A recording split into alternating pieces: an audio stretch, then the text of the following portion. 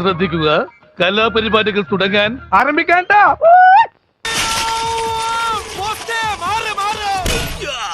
ഇപ്പൊ എന്താ ഉണ്ടായേ?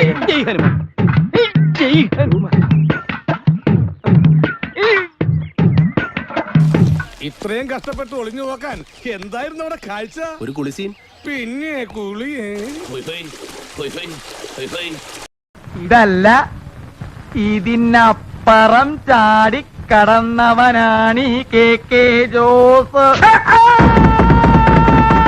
വാടംപള്ളിയിലെ മാനസിക രോഗി നീ വിചാരിക്കുന്ന പോലെ ശ്രീദേവിയല്ല.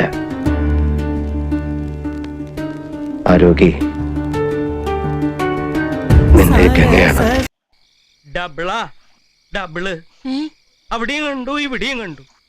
നാളെ ബർത്ത്ഡേ ആണ്, 12 മണിക്ക് വിളിക്കണം, മറക്കരുത്. ഞാൻ ഓർമ്മിപ്പിക്കണല്ലോ.